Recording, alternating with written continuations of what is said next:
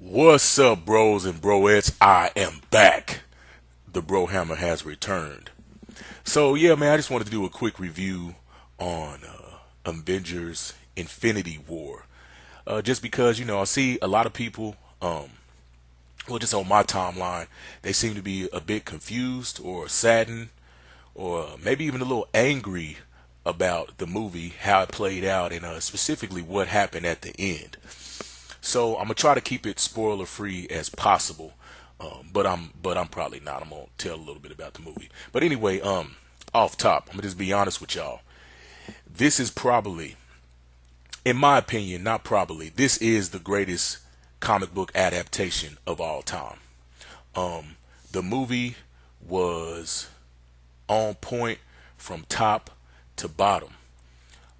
From the jump, one of the things that I like that they did was that they established Thanos as a true beast at the beginning of the movie, the first 5 minutes. They let it be known. Now, see, in wrestling, this is called getting put over strong for all my wrestling buddies out there. They put Thanos over so strong by who they had him put hands on and how he put hands on him. So, it is Monday. Most of y'all should have seen the movie by now, so I'm just gonna go ahead and say it. I know I said I was gonna keep it spoiler free, but man, forget all that. Look, man, Thanos looked like Roy Jones fighting the Hulk. That's how bad he put hands on the Hulk. I mean, Hulk got deuced up, pieced up, you know, got handled to the point to where Hulk didn't even want to come out for the rest of the movie. That's how bad Thanos put hands on him. And I'm so glad that they did that because it set the tone and it let people know that Thanos in the Black Order ain't nothing to F with, to quote Wu-Tang Clan. Excellently done. That was awesome how they did that. The whole premise of the movie, the way they made Thanos as a villain, but a villain with a cause, really with a noble cause. He just saw it in a twisted way. Now, it was a little different how they have it in the comic books. In the comic books, it's kind of funny because he's actually trying to impress death by carrying out the task that he carries out. In the Infinity Gauntlet series, which is the first part of a whole Infinity Saga. After that, they had Infinity Wars, and then there was another one. I forgot what the other one was called. But I encourage people to check out or at least read a synopsis of the Infinity Gauntlet series. You can look it up on Wikipedia or on the Marvel Wiki, or one of the channels that I subscribe to that I really like that keeps me updated on everything going on in the comics. And also he does excellent breakdowns of the epic comic book stories that have occurred in the past. Comics Explained. The guy's name is Rob, and he has excellent content on his channel. So I would advise everybody to go over to Comics Explained and check that out. Check out his channel and get updated on what's going on in the Marvel and DC universes. One of the things that I also appreciated that they did in this movie with the character of Thanos, they didn't do what they typically do in a lot of comic book movies where they try to water down the villain by either humanizing him or making him have sympathy or empathy in certain parts. I appreciated the way that they humanized him, but they didn't take away from his beastliness, from his ruthlessness, I should say. So they were able to do that effectively. And I'm gonna just be real with y'all. Like, I know a lot of people, they root for the heroes when they go see movies. It's certain villains that I like. Like for instance, I love Apocalypse. I love Thanos, and the reason that I really like these characters is because of their level of determination, their ruthlessness, and the fact that no matter who or what stands in their way, they're going to try to achieve what they feel is their destiny by any means necessary. So, you could take that as you will. You can take that as a negative or a positive, but, just on some self-help, I like to apply stuff like that to my life when I go about trying to accomplish a task and seeing it all the way to its end, no matter what type of roadblocks are in the way. Now, I know Thanos can be regarded as evil, but from his point of view, he didn't think what he was doing was necessarily evil. So, outside of how he's going about accomplishing his task, the way he does it, it's actually noble what he's trying to do.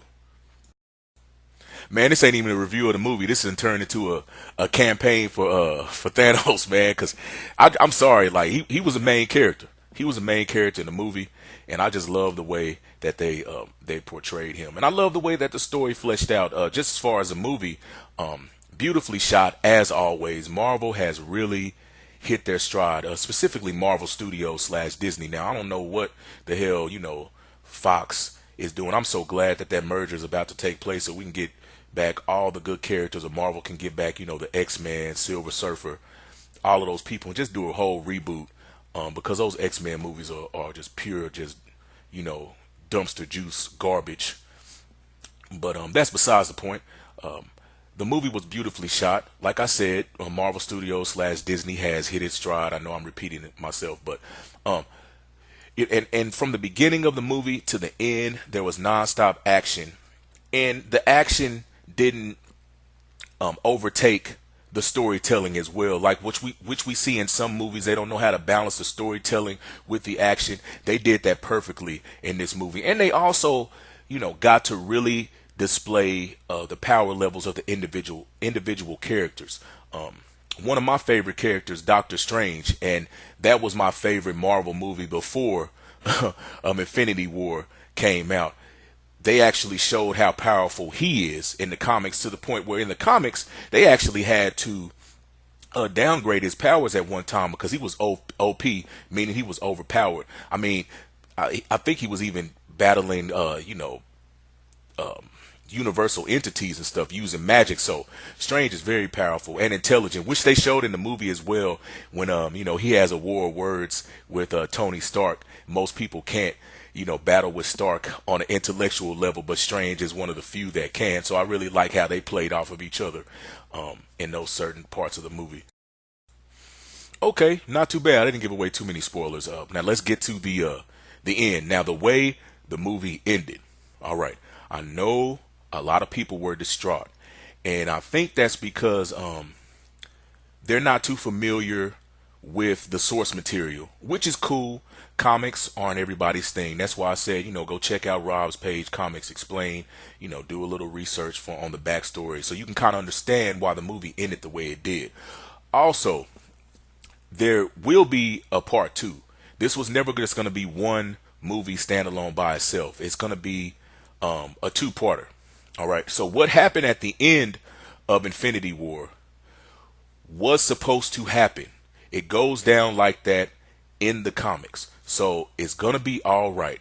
And I know a lot of my friends, a lot of people that I'm friends with on Facebook and social media, I saw up and down my timeline, I saw some tears, and I know they were for a very specific character that is close to a lot of people's hearts now, since he recently came out with his own movie. Look, let me just to quote the beautiful words of Al Green. Everything is gonna be alright. He's coming back like he said he would. Okay, all right. I'm sorry, y'all. I just had to do that. Yeah, man, don't worry about it. It's everything is gonna be set right at the end of Infinity War 2.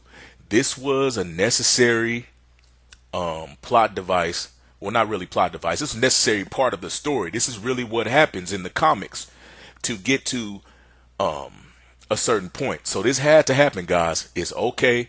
That doesn't make it a bad movie. It's not necessarily what you wanted to see, but it's what you needed to see and had to see for it to get to its closure, its end. In short, the way the movie ended was a means to a greater end. And with that said, guys, I'm just going to go ahead and close it out. Go check out Infinity War if you haven't. If you have already saw the movie, go see it again. But first, read up on the backstory and then go check it out again. And you may, have a different or a better understanding of the movie. And I'm not trying to sound like an elitist or anything, because I'm not that big into comics. I mean, I like comics and everything, but I don't, go to the comic book store and read comics. That's why I was referring you guys to Comics Explained. Check him out. That way, you don't have to go to the comic book store.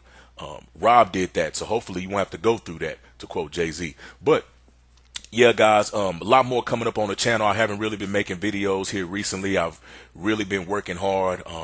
My personal training business has picked up.